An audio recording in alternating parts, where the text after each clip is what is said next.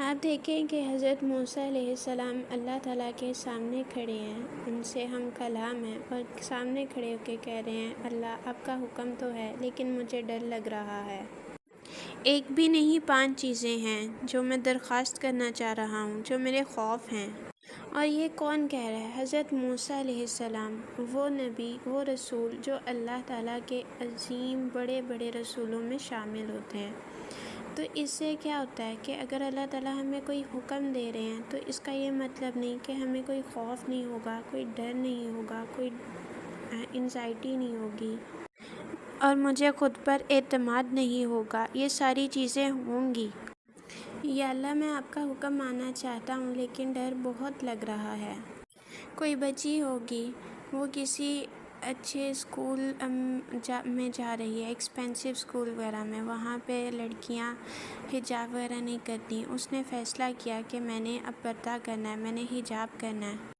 جو اسکول میں اس کو تانے سننے کو مل رہے ہیں، جو اس نے سننا ہے اسکول میں، وہ اس کو پتہ ہے۔ اور اسی طرح کوئی لڑکا ہے اور اس نے کسی کونے میں جا کے نماز پڑھ لی، ڈر تو لگتا ہے کہ کوئی دھکا دے دے گا، کوئی کھینچ لے گا، کوئی کچھ کرے گا۔ اور ہم کیا کہتے ہیں کہ اگر تمہیں اللہ کا خوف ہے تو تمہیں کوئی اور خوف نہیں ہونا چاہیے۔ مسلمان صرف اپنے رب سے ڈرتا ہے، وہ اور کسی سے نہیں ڈرتا۔ سورۃ شورى پڑھ لیں۔ اللہ تعالیٰ کو ہمدردی زیادہ ہے۔ اللہ تعالیٰ کہہ رہے ہیں ہاں ٹھیک ہے، خوف ہوتا ہے کبھی۔ آپ دیکھیں ایک بھی نہیں 5 خوف ہیں۔ سب سے پہلا کیا ہے کہ وہ مجھے جھوٹا کہیں گے، اور آخری کیا ہے کہ وہ مجھے قتل کر دیں گے۔ سب سے پہلا خوف کیا ہے؟ وہ مجھے جھوٹا کہیں گے۔ اگر ہمیں سے کوئی ہوتا تو ہم کہتے شاید کہ اے میرے رب وہ ہمیں مار دیں گے۔ مار کے جھوٹا کہتے رہیں، کیا فرق پڑتا ہے؟ اصل کس چیز کا خوف ہونا چاہیے؟ لیکن حضرت موسیٰ علیہ السلام کے نزدیک سب سے بڑا خوف کیا ہے؟ کہ مجھے جھوٹا کہیں گے، یعنی ذلت کریں گے، سب کے سامنے نام پکاریں گے۔ کسی اور جاندار کو اپنی عزت کا اتنا خیال نہیں ہے جتنا انسان کو ہے۔ اب ایک کبوتر ہے، وہ اڑتا رہے، آپ اسے گالیاں نکالتے رہیں، اس سے تو کوئی فرق نہیں پڑتا، اس سے کوئی ڈپریشن نہیں ہوگا، اس سے کوئی انزائٹی نہیں ہوگی، کچھ بھی نہیں ہوگا۔ اب ایسے چکن ہے، اب جو مرضی کہتے رہو مرغی کو، بلی کو جو بھی کہہ رہو، بلی نے کرنا ہی کرنا جو اس نے کرنا ہے۔ انسان آفس میں کام کر رہا ہے، باس نے آ کے بدتمیزی سے بات کر دی، آج بھوک نہیں لگ رہی، فون نہیں اٹھایا جا رہا، بات نہیں کی جا رہی، منہ اتر گیا ہے۔ ہوتا ہے کہ نہیں؟ یہ کسی اور جاندار کے ساتھ ہوتا ہے؟ انسان کو اپنی عزت کبھی کبھی اپنی جان سے بھی زیادہ پیار ہوتی ہے۔ مریم سلام علیہا واپس آنے والی تھی بچے کی ولادت کے بعد، حضرت عیسیٰ علیہ السلام کے بعد۔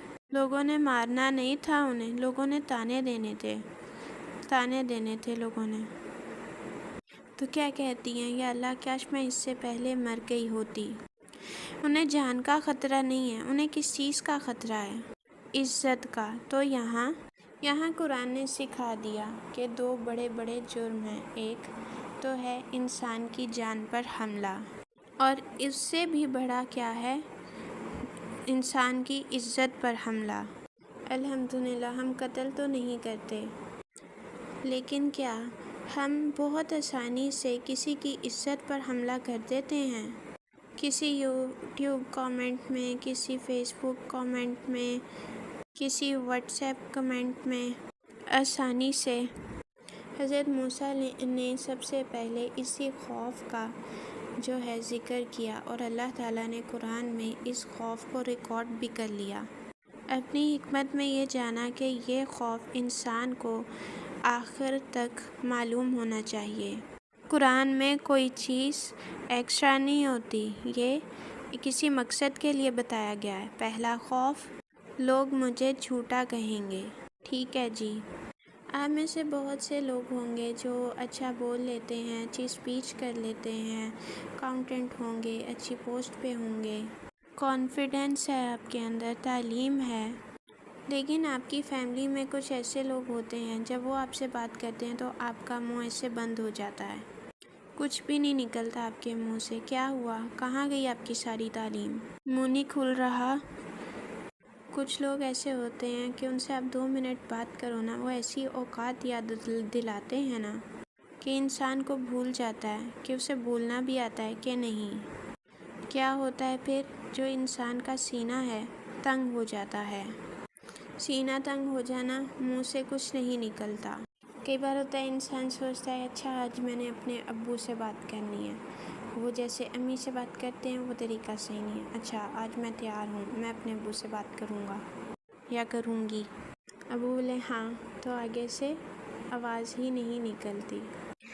کبھی کبھی یہ بھی کہہ لیتے ہیں ہاں آؤ نکمے، کیا بات تھی، کیا کرنی تھی؟ ہاں نہیں آؤ تم سکھاؤ، مجھے سکھاؤ۔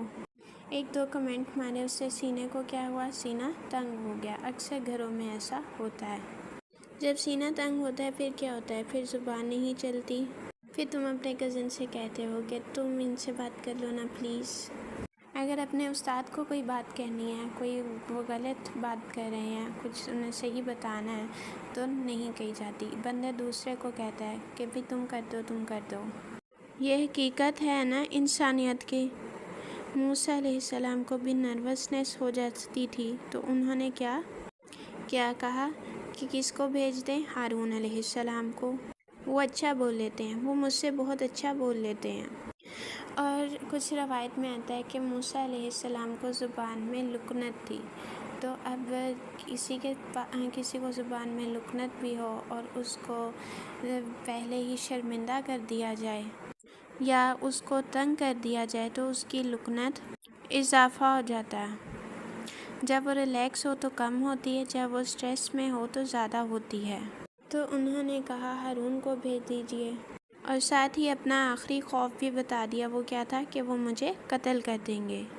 اب اللہ تعالیٰ نے ایک لفظ استعمال کیا کلا، کہ کوئی تمہیں جھوٹا نہیں کہے گا، کوئی تمہاری زبان تنگ نہیں ہوگی، تمہارا سینہ تنگ نہیں ہوگا اور تمہیں کوئی قتل نہیں کرے گا۔ اب چوتھی چیز کیا تھی؟ ہارون علیہ السلام۔ اللہ تعالیٰ نے کہا تم دونوں جاؤ، اور ساتھ اللہ نے کہا کہ جاؤ تم دونوں میری آیات کے ساتھ، میری نشانیوں کے ساتھ۔